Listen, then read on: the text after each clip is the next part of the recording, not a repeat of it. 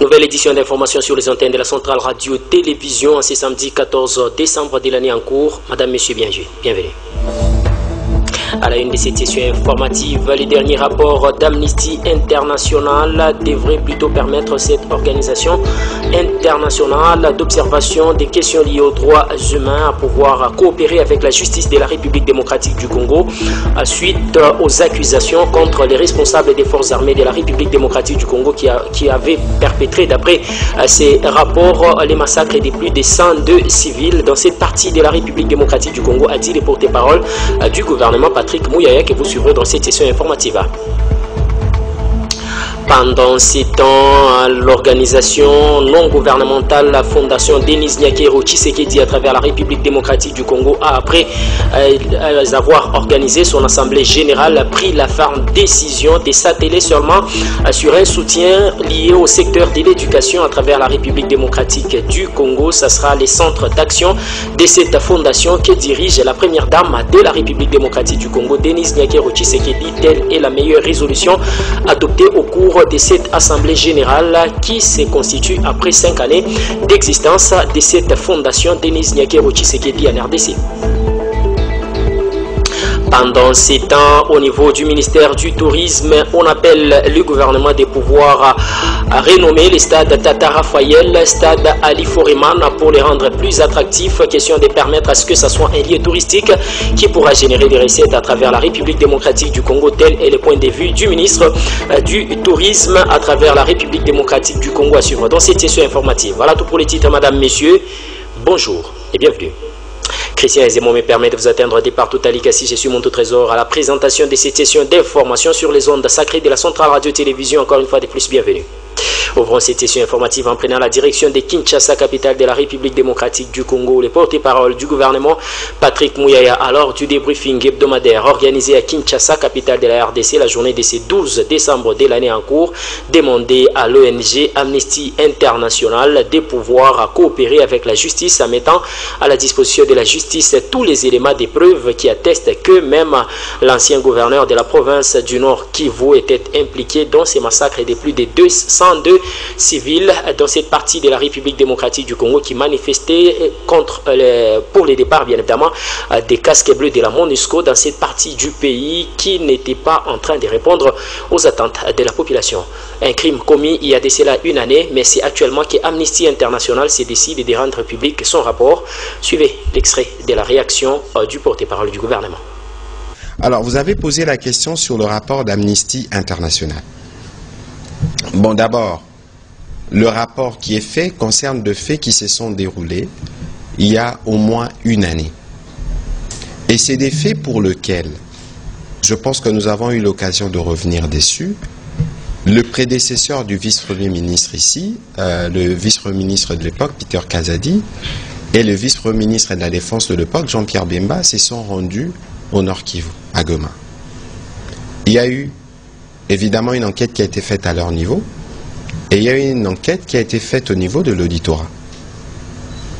Il y a eu des sentences. Aujourd'hui, on ne saura peut-être pas aller dans le détail parce que l'affaire est encore pendante. Il y a les travaux en appel qui doivent se faire, en tout cas dès que la justice l'aura décidé. Il y a eu de condamnés.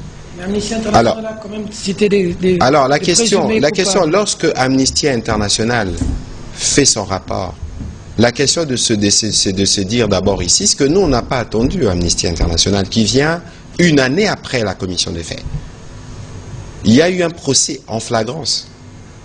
Il y a eu 2 membres du gouvernement qui ont été dépêchés sur place et qui ont donné des réponses sur base des pièces qui leur ont été communiquées. Moi, encore une fois, on ne peut pas aller dans le fond du dossier, mais il aurait été souhaitable pour Amnesty International, à travers ses experts, que si eux disposent des preuves impliquant, par exemple, ou démontrant la responsabilité du général Ndima, ils peuvent le transmettre. Des pièces, parce que les pièces qu'ils évoquent, il faut peut-être qu'on se réfère à notre justice, parce que nous considérons comme gouvernement que sur cette question, il y a une réponse qui a été donnée de manière flagrante. Les responsabilités ont été établies, des condamnations ont été faites, il y a un procès en appel qui est attendu. Je pense que nous devons nous en tenir à ça. Parce que la démarche derrière Amnesty International, je présume, n'est pas différente de la nôtre, parce que nous voulons que justice soit dite. Et cette justice a commencé déjà à être dite en attendant que le procès soit totalement bouclé. Et donc si Amnesty estime qu'ils ont des éléments nouveaux permettant d'établir la culpabilité des uns des autres, parce que la justice congolaise, lorsqu'elle a agi sur le sujet, elle n'agissait pas au visage des uns et des autres. Elle agissait en fonction des faits qui étaient établis. Et je pense que cette précision doit être de mise, parce que parfois il ne faudrait pas donner l'impression que nous-mêmes, on ne sait pas rendre justice lorsqu'il y a des problèmes. Et lorsque nous, on a rendu justice, on doit venir nous dire que la justice n'a pas été bien rendue, parce que pour certains, pour eux, il fallait absolument que tel ou tel autre puisse être arrêté.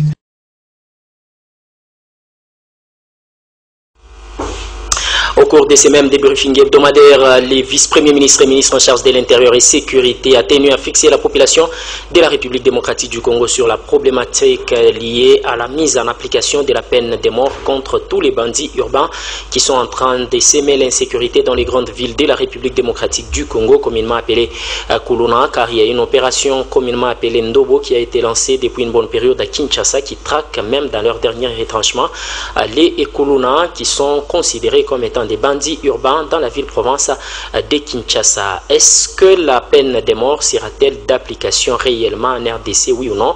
Élément de réponse avec le vice-premier ministre et ministre en charge de l'Intérieur et Sécurité. Ça me rappelle une phrase d'un ancien ministre de l'Intérieur français, Charles Pasqua. Oui, Charles Pasqua disait un jour: il faut savoir terroriser les terroristes, déstabiliser notre pays sur le plan social. Lorsque vous dénombrez le nombre de victimes, le nombre de familles qui sont aujourd'hui dans la détresse parce que vous avez un enfant qui a reçu un coup de machette sur la tête, les cicatrices sont là, ça vous stresse, ça vous déstabilise, et que vous êtes responsable, que vous êtes gestionnaire et que vous devez gérer cette question, y mettre fin. Par moment, vous devez avoir un langage sévère, un langage qui va neutraliser aussi, rien que par la parole, dissuasif, qui est dissuasif. Et ce n'est que dans ce sens-là, mais sinon nous sommes un état de droit. Et nous avons qui fait son travail selon les prescrits, selon la Constitution et les lois de la République. Donc je venais d'expliquer ici que l'opération dans laquelle nous sommes, c'est une opération facile à comprendre et à expliquer. Elle se fait selon les prescrits et les procédures en la matière. Donc nous avons une police qui a la responsabilité de la répression et de l'arrestation. Elle fait son travail et elle s'est mobilisée à travers un plan opérationnel qui a été traduit en commandement et que nous avons dénommé Opération Ndobo. Elle se saisit de ces criminels, de ces délinquants qui sont à la base du banditisme urbain, et elle les met à la disposition de la justice. Maintenant, notre justice, elle a des procédures qui sont des procédures légales. Et c'est des auditions, c'est des audiences foraines, et c'est des juges, des magistrats qui prononcent des sanctions, qui sont des sanctions qui se retrouvent conformément à nos textes légaux. Donc il n'y a aucune crainte à avoir. Et il y a ces initiatives prises par le président de la République depuis son premier mandat d'avoir réveillé, animé, restructuré une institution aussi louable comme celle du service national, qui veut à ce que ces jeunes, qui sont nos frères, qui sont des fois des membres de nos familles ou des voisins de quartier, qui malheureusement peut-être n'ont pas eu la chance d'avoir l'encadrement qu'ils devaient avoir parce qu'ils n'ont pas pu avoir accès à l'éducation. Le président de la République a aussi aujourd'hui fait en sorte à ce que notre constitution soit respectée avec l'enseignement gratuit. Tout ça sont des réponses à ces phénomènes qui font qu'aujourd'hui nous avons il faut le vivre, il faut le voir, il faut entrer en contact avec cette réalité de la criminalité et du banditisme urbain. C'est des centaines et des centaines, peut-être des milliers de nos concitoyens, de nos frères et sœurs qui sont malheureusement dans ce fléau, dans cet engrenage. Et il y a des mécanismes mis en place par le gouvernement, par le président de la République pour les en sortir, mais il y a aussi la justice.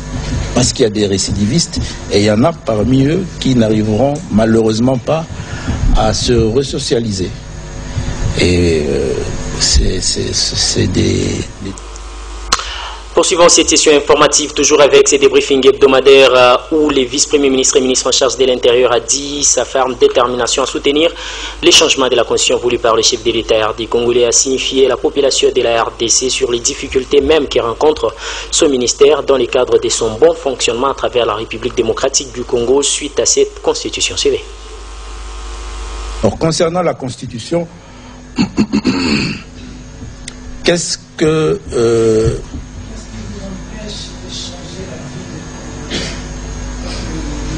Non, nous voulons mieux faire.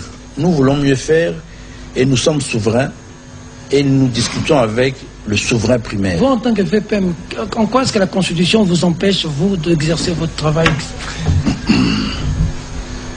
J'ai la difficulté, par exemple, je vous donne un exemple qui peut paraître trivial. J'ai une lourde responsabilité de garantir la stabilité des provinces. C'est un exercice qu'on fait au sein du ministère de l'Intérieur dans une interaction avec les assemblées provinciales et les gouverneurs de province.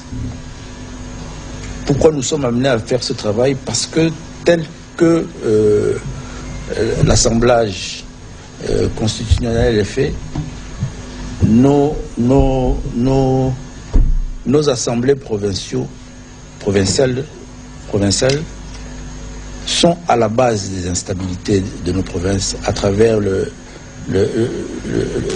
leurs prérogatives de contrôle qui, des fois, apparaissent comme des prérogatives d'instabilité. Et cela ressort de notre constitution d'aujourd'hui. Alors, si on peut améliorer cela en revisitant la constitution, il n'y a aucun mal. La difficulté ici, c'est qu'on veut faire croire aux Congolais que revisiter la Constitution est un crime. Tous les pays du monde le font régulièrement. Vous allez en Belgique, c'est chaque année, chaque mandat, que ces textes-là sont revisités. Tire la pensée. Et puis le chef de l'État RD congolais a présidé la 26e réunion du Conseil des ministres la journée de ce vendredi 13 décembre de l'année en cours à Kinshasa, capitale de la République démocratique du Congo. Ici, il a été décidé à travers le ministère de l'Intérieur du renforcement de la présence des forces de la police sur les artères de la ville-province de Kinshasa pour pallier au problème des embouteillages, car il vous souviendra qu'il y a peu, plusieurs personnalités étaient en train de se plaindre des embouteillages monstres qui règne dans la ville-province de Kinshasa, ou même à l'opposant, Martin Fayulu avait fait 6 heures pour attendre que la route puisse être libérée en attendant qu'il puisse se déplacer à sa résidence. Suivez donc ces comptes rendus du Conseil des ministres où il a été décidé ce qui a été dit précédemment. Suivez. En ce qui concerne la problématique des embouteillages, le vice-premier ministre a présidé une réunion d'évaluation de la mesure des circulations alternées avec les ministres sectoriels et services concernés le mardi 10 décembre dernier dans son cabinet de travail. Il en ressort de l'observation faite que l'opération connaît une réussite partielle dans la partie ouest, notamment les avenues Tourisme et Ngouma, tandis que dans la partie est, dans les centres-villes à partir de Kitambo Magasin, les résultats sont mitigés. De ces faits, la réunion a décidé du renforcement de la présence policière dès ce vendredi 13 décembre 2024, de la logistique de la police pour s'assurer d'une bonne régulation routière et apporter une réponse aux multiples plaintes enregistrées depuis les débuts de la mise en œuvre de cette mesure.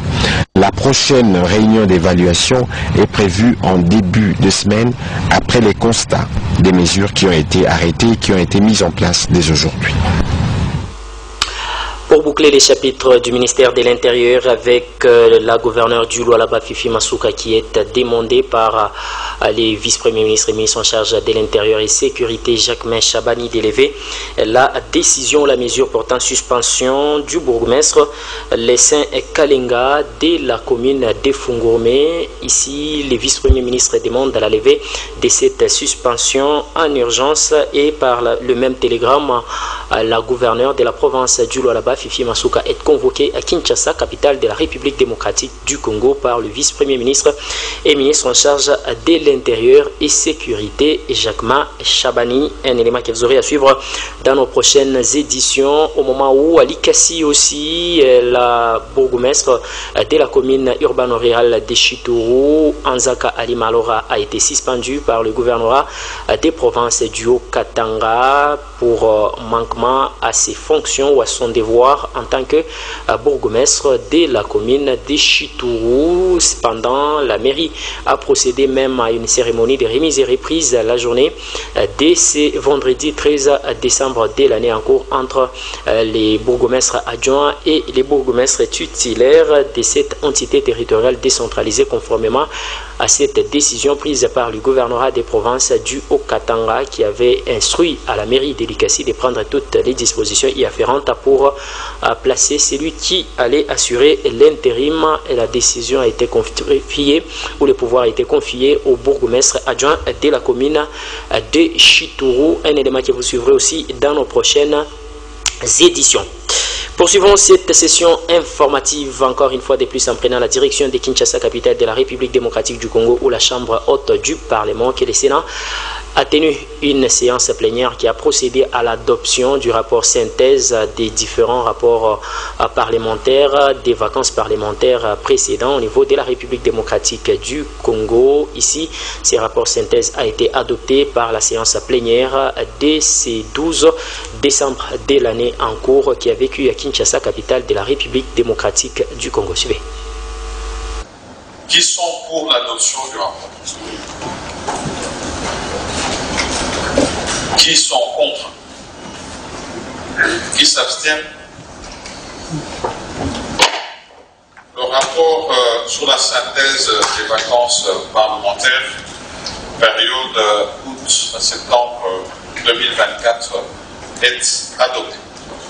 Bien sûr, je remercie d'abord le bureau de la commission spéciale qui a été mise en place quant à ce, mais aussi tous les membres qui ont participé à ce travail.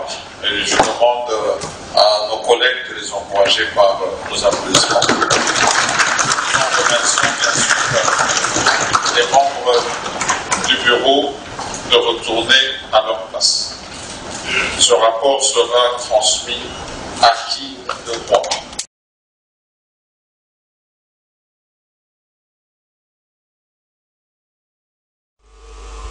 Et puis, je vous ai dit en luminaire de cette session informative que le ministre national en charge du tourisme demande au gouvernement de la République démocratique du Congo de prendre les dispositions y afférentes pour décider du changement du nom du stade Tata Raphaël, qui avait permis au combat du siècle entre les boxeurs Ali et Foreman à travers la République démocratique du Congo en son temps, la République du Zaïre, considérée comme étant les combats du siècle à l'occasion du 50e anniversaire de la commémoration de ces combats du siècle qui avaient été organisés en République démocratique du Congo. Les ministres du tourisme demandent à ce que ces stades soient renommés Ali Foreman, question de les rendre plus attractifs et touristiques pour permettre à la République démocratique du Congo de maximiser les recettes auprès de tous ceux qui auront à visiter ces sites historiques et touristiques pour la République démocratique du Congo. On peut garder l'autre étendue, bien évidemment, de ces stades ou d'autres ailes de ces stades avec la dénomination des stades Tata Raphaël, mais les lieux où avaient eu les combats du siècle, il faudra les renommer Ali Foreman. Suivez donc cet extrait de sa déclaration. Monsieur le maire de Houston, Monsieur le ministre des Sports et Loisirs de la RDC, Mesdames et Messieurs distingués invités, Monsieur Deo Kassongo, la famille Ali et la famille Foreman, c'est avec une immense fierté et une profonde émotion que nous nous réunissons pour célébrer un événement qui a non seulement marqué l'histoire du sport, mais aussi celle de notre cher pays, la République démocratique du Congo. Il y a 50 ans, Kinshasa a été le théâtre d'un affrontement légendaire qui a transcendé les frontières du ring, le Rumble in the Jungle, entre deux titans de la boxe, Mohamed Ali et George Foreman. Le tourisme vers le Zaïre, ancienne appellation de notre pays, a connu une ascension exponentielle. Ce combat, au-delà de son enjeu sportif, représentait un symbole de résilience, de détermination et de gloire. Il a mis notre pays sous les projecteurs du monde, attirant l'attention des médias, des passionnés de sport et des curieux. Kinshasa était devenu le centre névralgique du sport et de la culture, un carrefour où l'espoir et la bravoure ont trouvé leur écho. En rendant hommage à cet événement emblématique, je salue la proposition de renommer le stade où a eu lieu ce combat historique en stade Ali Foreman. Ce geste ne sera pas seulement une manière de célébrer deux légendes, mais aussi de renforcer notre identité culturelle et de promouvoir notre patrimoine sportif. Le complexe, quant à lui, continuera à porter le nom de Tata Raphaël en hommage à cet homme qui a tant fait pour le sport de notre pays. Et puis, je vous ai dit en luminaire de cette session informative que la fondation Denis Nyakero Tshisekedi a tenu son assemblée générale dans la ville-province de Kinshasa. Après 5 années d'existence, cette fondation a pris la ferme décision de n'agir que dans les secteurs éducationnels à travers la République démocratique du Congo et non dans d'autres secteurs. Donc, les actions caritatives ne pourront concerner que les secteurs éducationnels de la République démocratique du Congo. Telles sont les conclusions de cette assemblée générale qui s'est tenue à Kinshasa et qui a été les bilans de ces nombreuses réalisations à travers la République démocratique du Congo. Suivez. Je suis Dieudonné Ilunga, avocat de la fondation Denis Nyakero Tshisekedi. Nous nous trouvons aujourd'hui ici pour participer à l'Assemblée générale ordinaire de la fondation, qui vient d'ailleurs d'avoir lieu, et nous sommes ici à l'hôtel Hilton, où s'est tenue la dite assemblée. Nous rappelons notre vision, voilà, que la fondation Denis Nyakero Tshisekedi rêve d'une société congolaise dans laquelle chaque femme est considérée à sa juste valeur, un atout indispensable dont les potentiels sont pleinement reconnus par son épanouissement, celui de sa famille ainsi que de toute la communauté.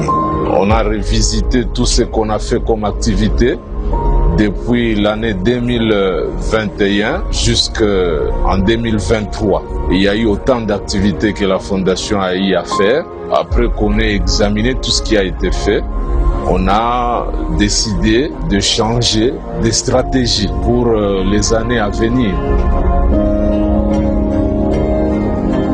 Je suis convaincu que nos échanges d'aujourd'hui poseront les bases d'un avenir marqué par l'innovation, l'action et la collaboration pour atteindre les objectifs ambitieux que nous nous fixons.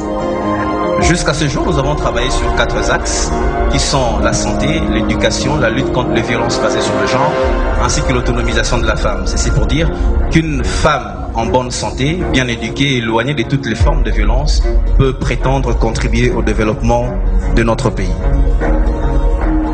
Maintenant, la fondation a décidé de garder 3 axes comme piliers, mais en gardant comme vision l'éducation. C'est-à-dire, on va plus focaliser nos activités sur l'éducation, mais en s'appuyant sur les autres 3 axes.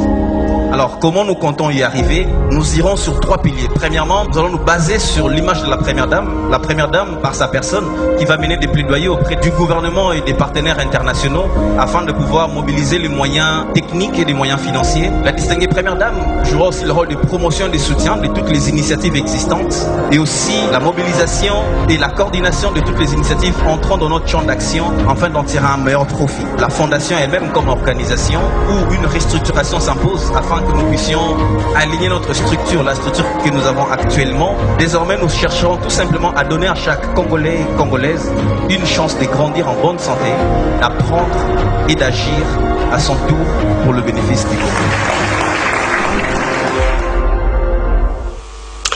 Et puis à Lubumbashi, capitale qui préfère de la République démocratique du Congo, à l'Institut supérieur pédagogique de la ville de Lubumbashi, ISP, les professeurs assistants et chefs des travaux sont appelés à entamer un mouvement de grève de par le banc syndical de ces professeurs assistants et chefs des travaux de cette institution de la province du Haut-Katanga, faisant suite bien évidemment à la décision qui avait été prise par le banc syndical des professeurs d'université dans la ville-province de Kinshasa le 9 décembre dernier, mais à Lubumbashi la décision a été prise le 12 décembre de l'année en cours. Suivez. Après Kinshasa, la capitale, les professeurs, chefs de travaux et assistants de l'ISP Lubumbashi viennent aussi de déclencher un mouvement de grève sèche. Une toute première dans la région du Katanga. Face à un gouvernement qui ne réagit que devant les menaces, il faut une telle attitude, selon eux. Depuis Bibois 2, Bibois 1, en 2022, les engagements jusqu'à aujourd'hui ne sont pas encore honorés par notre partenaire qui est le gouvernement. Sur l'échelle des valeurs, les hommes des sciences, militaires, médecins et fonctionnaires de l'État ne valent rien aux yeux des députés nationaux et même provinciaux en termes de revenus mensuels et tout autre avantage lié à leur métier combien noble. Le fait de la corruption, il ne tient même pas compte du salaire de l'État. Dans l'ensemble, ils revendiquent gain de cause. Au cours de cette assemblée générale, tous à l'unanimité ont opté pour une grève sèche qui ira jusqu'à ce que le gouvernement répondra à leurs revendications malgré insignifiantes. Jean-Paul Kifungo est vice-président de l'association des professeurs ISP Lubumbashi. Nous, membres des corps académiques, scientifiques, administratifs, techniques et ouvriers, représentant le banc syndical de l'Institut supérieur pédagogique de Lubumbashi, considérant le mouvement de grève du banc syndical de l'enseignement supérieur et universitaire et de la recherche scientifique, déclenché depuis le 9 décembre 2024, considérant le mot d'ordre lancé par le banc syndical auquel le personnel de l'ISP Lubumbashi appartient de droit, constatant que l'ensemble des revendications reprises dans les accords de Bibois 1 et 2 n'ont pas été respectées par le gouvernement qui est notre partenaire. Vu l'urgence et la nécessité, déclenchons à dater de ce jour une grève générale et sèche pour une durée indéterminée et restons ouverts à tout dialogue au travers de notre hiérarchie syndicale. Fait à Lubumbashi le 12 décembre 2024. Le banc syndical de l'ISP Lubumbashi. Le peuple congolais est sous préavis sur les 35% des terres qui appartiennent à la République démocratique du Congo qui sont déjà cédées aux sujets expatriés. Telle est la mention d'information adressée à l'Assemblée nationale de la République démocratique du Congo par le député national Eliezer Ntambwe qui a mis à la disposition de l'Assemblée nationale par une mention d'information près de 900 arrêtés ministériels décidant de céder à plusieurs portions des terres aux compatriotes expatriés de la République démocratique du Congo. Suivez donc cette motion d'information à l'Assemblée nationale. Merci beaucoup, honorable président.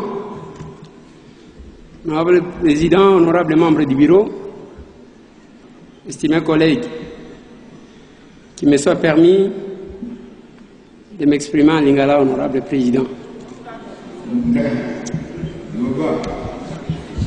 Honorable président, nazui motion d'information OYO pour un grand danger qui guette la République.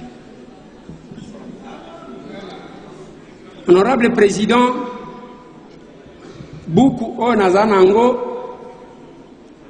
il y a presque 900 arrêtés au Ezote Kamabele. Nasali Moussala pendant longtemps, honorable président.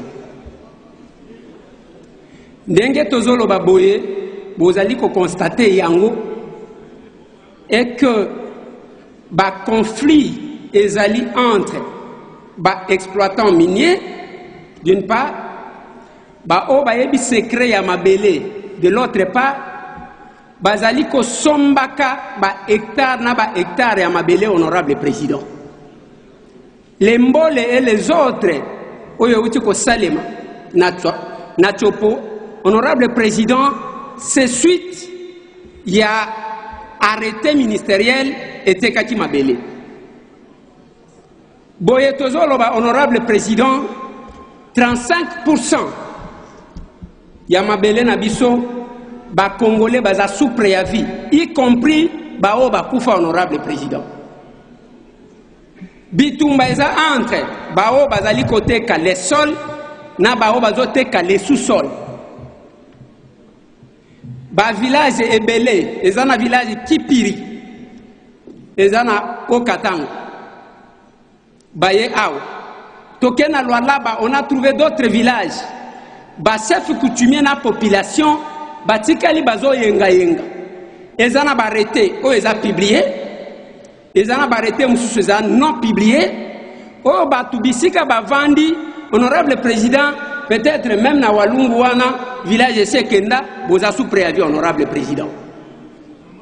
Naba o ya biso bakufa naba cimetière na biso et que honorable président, ce qui est plus grave honorable président, Nathalie arrêté moko na bazwele bateki 12 000 hectares et tangu bazoteka 12 000 hectares wana ba mesurer pona koyeba que place oyo batu bazali to batu bazate. Parce qu'à l'allure où vont les choses, n'a pas droit aux anango. Finalement, toko banako senga na ba chef coutumier, basali sakaba titre. Alors que biso ba villageois ndenge toko la honorable président, na ebike awe zamboka na biso, oyo ezamai na biso, oyo eza cimetière ya bakoko na ngai, mais tozala kana mikanda te honorable président. Voilà pourquoi, au vu de ça, nazo senga dans notre bureau. Ce qui boko qui condima parce que le danger est grave, honorable président. Poursuivons cette session informative en prenant la direction de la ville de Goma où les partis politiques de l'opposition ont organisé conjointement une importante manifestation dans le but de dire non au changement de la constitution voulu par le régime en place. Plusieurs chants ont été scandés au cours de cette manifestation et unanimement ces partis ont dit non au changement de la constitution. Suivez.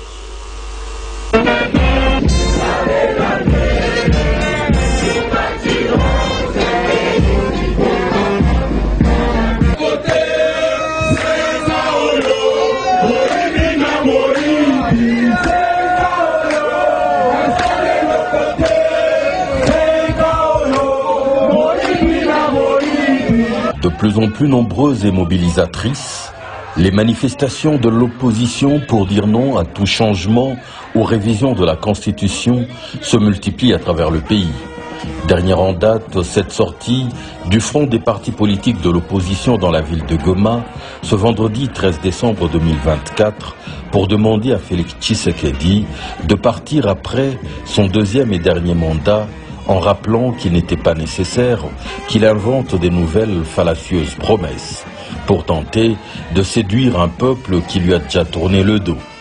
En exemple, comment, après n'avoir pas réussi à construire quelques centaines de kilomètres de route pendant 6 années, il compte en faire plusieurs milliers en une seule.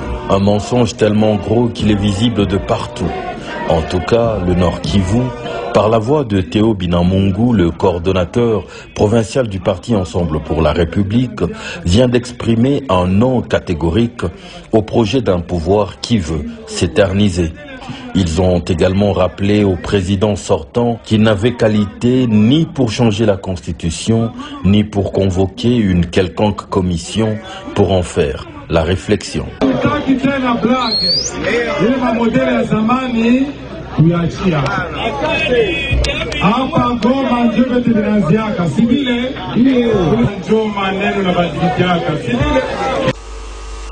La direction de la ville-province de Kinshasa, où la République démocratique du Congo voudrait organiser conjointement avec la République du Congo, avec sa capitale, Brazzaville, la Coupe d'Afrique des Nations, exercice 2029. Les ministres de la Jeunesse, Sport et Loisirs à travers la République démocratique du Congo, Didier Boudimbo l'a dit, la journée dès ce vendredi 13 décembre de l'année en cours, sa ferme détermination de tout faire avec le concours du Brazzaville d'organiser cette Coupe d'Afrique des Nations. Nation. Il l'a dit aussi à son homologue du Congo d'en face. Suivez. Pour voir mon homologue du Congo-Brazza, question de pouvoir voir, parce que nous sommes dans une réflexion, comme la République démocratique du Congo, nous sommes réellement déterminés à pouvoir organiser la CAN 2029, apporter notre candidature. Nous avons réfléchi, nous pensons que le pays frère, c'est le Congo-Brazzaville, les deux capitales les plus rapprochées, c'est le Brazzaville et Kinshasa. Donc nous avons pensé pourquoi ne pas organiser cette CAN 2029 ensemble. Parce que nous savons qu'en 2027, il y a l'Ouganda, le Kenya et la Tanzanie qui le font ensemble, alors pourquoi nous on ne va pas le faire? Et la nouvelle a été bien accueillie parce qu'avant de venir ici, j'ai eu à m'entretenir avec le chef de l'État de la République démocratique du Congo, son Excellence Félix-Antoine Tshisekedi Tshilombo, qui m'a donné son accord et qui m'a demandé de mener ces négociations. D'où je suis venu, le ministre Golondele était très réceptif et il va faire part au président Sassou aujourd'hui même et on attendra le retour pour maintenant commencer à préparer le dépôt de notre candidature. Parce que c'est la CAN, c'est l'Afrique, c'est deux pays frères qui peuvent bien l'organiser et je pense que ce sera inoubliable. Place à présent à l'invité de cette session informative qui est l'honorable Titimbi Luboya qui répondait aux questions de votre rédaction de la Centrale Radio-Télévision sur les discours du chef de l'État RD Congolais sur son adresse à la nation tel que voulu par l'article 77 de la Constitution de la République démocratique du Congo et les assurances qu'elle donne à la population licassienne par rapport à l'amélioration du pouvoir d'achat de cette population telle qu'étayée au cours de ces mêmes discours. Honorable Titimbi Luboya, bonjour. Bonjour. Vous êtes l'invité de notre session informative sur les antennes de la Centrale Radio-Télévision. L'actualité oblige en République démocratique du Congo avec les chefs de l'État, Félix-Antoine Tshisekedi Tshilombo, qui a dit son discours sur l'état de la nation la journée de ce 11 décembre de l'année en cours. Qu'est-ce qui a retenu votre attention? Le journaliste, le traditionnel discours du chef de l'État, Félix-Antoine Tshisekedi Tshilombo, a retenu mon attention car il a touché plusieurs secteurs de la vie nationale, retraçant les 6 axes prioritaires de son programme quinquennal. En tout cas, le chef de l'État nous a donné de la matière pour défendre ses réalisations auprès de nos bases respectives à tout ce qui est fait pour stabiliser le taux d'échange, l'amélioration du pouvoir d'achat de la population, les routes déjà construites, les aéroports, les hôpitaux, centres médicaux et bien d'autres choses qu'il a réalisées. Bref, nous sommes vraiment fixés sur plusieurs points. Le chef de l'État a évoqué l'aspect selon lequel il y a stabilisation du taux d'échange, mais aussi amélioration du pouvoir d'achat de la population sur terrain avec les efforts consentis par le ministère de l'économie en République démocratique du Congo et les opérateurs économiques. Qu'en est-il pour la ville de Likasi? Pourquoi il y a révision à la baisse du prix de certains produits de première nécessité seulement à Kinshasa et non à Likasi? Non, ce n'est pas ça, monsieur le journaliste. Vous savez que ça sera très bientôt aussi à Likasi. Pourquoi? Parce que c'était un processus qui a pris plus de 3 mois au gouvernement et toutes les parties prenantes pour arriver à mettre en application la résolution portant suppression des taux sur les produits présélectionnés. Donc, comme la décision est déjà en vigueur à Kinshasa, je crois que nous allons aussi assister à la baisse sensible du prix de ces produits à Likasi. En tout cas, soyez-en sûrs. En dernier ressort, le chef de l'État a évoqué l'idée de la révision ou des réformes constitutionnelles en République démocratique du Congo. Est-ce que vous pensez vraiment que c'est la Constitution qui empêche le pays d'aller de l'avant? Monsieur le journaliste, ça m'étonne beaucoup à que les gens interprètent le message du chef de l'État sujet à tort et à travers. Le chef de l'État a ce droit d'initier des réformes constitutionnelles conformément à l'article de la Constitution. Je peux lire, l'initiative de la révision constitutionnelle appartient concurremment au président de la République. Donc, il peut initier des réformes constitutionnelles. Et ceux qui veulent s'opposer, je ne sais pas, ils se basent sur quelle disposition. Nous sommes un peuple mature et capable de nous autodéterminer, car notre avenir dépend de nous. Alors, je demande à tout le monde d'être patient et serein, car tout ce qui se fera, le fera pour le bien de tous. Honorable Titimbi Luboya, nous vous disons sincèrement merci. Place à présent, rappel des titres. L'ONG Amnesty International des États-Unis d'Amérique doit coopérer avec la justice de la République démocratique du Congo suite à son rapport qui qualifie les crimes perpétrés dans la partie est de la République démocratique du Congo il y a une année dans la ville de Goma suite à la manifestation qui avait été organisée contre les casques bleus de la MONUSCO par la population de la ville de Goma. Pour l'ONG, au moins 102 civils avaient été tués au cours de cette manifestation et que l'ONG incrimine même l'ancien l'ancien gouverneur Constant Ndima, qui était gouverneur de cette province de la République démocratique du Congo, que le Nord Kivu, pour les porte-parole du gouvernement Patrick Mouyaya, qui a dit lors du débriefing hebdomadaire organisé le jeudi 12 décembre dernier qu'il y a lieu que cette ONG puisse coopérer avec la justice RD congolaise en mettant à sa disposition les éléments des preuves qu'elle détient. À suivre un élément que vous avez suivi plus tôt dans cette session d'information. Et puis vous avez suivi que désormais la fondation Denis Nyakero Tshisekedi pourra agir rien que dans les secteurs de l'éducation en République démocratique du Congo pour plus d'efficacité et d'efficience. Telle est la décision qui avait été prise par le participant à l'Assemblée générale de cette dernière qui a été organisée à Kinshasa, capitale de la RDC, le 12 décembre dernier. Et puis vous avez suivi que le ministre national du tourisme demande au gouvernement de prendre les dispositions y afférentes pour attribuer au stade Tata Raphaël le nom du stade Ali Foreman, ce stade qui avait permis la tenue de ces combats entre les boxeurs Ali et Foreman au niveau de la République démocratique du Congo, considéré comme étant les combats du siècle à l'occasion du 50e anniversaire de la commémoration de ces combats du siècle. Il demande à ce que toutes les dispositions soient prises pour transformer les stades Tata Raphaël en stade Ali Foreman pour les rendre attractifs, mais aussi permettre à ce que ça puisse renflouer les caisses de l'État de par ses compatriotes qui viendront pour voir ces patrimoines historiques. Madame, Messieurs, voilà ce qui a constitué l'essentiel de cette session informative sur les ondes sacrées de la Centrale Radio-Télévision. Si vous l'avez aimé, dites donc merci à la grande équipe rédactionnelle de votre chaîne, mais aussi et surtout à Christian Zemo pour sa bonne réelle réalisation de cette édition d'information. À tous, mais également toute agréable et bonne suite de nos programmes chez vous.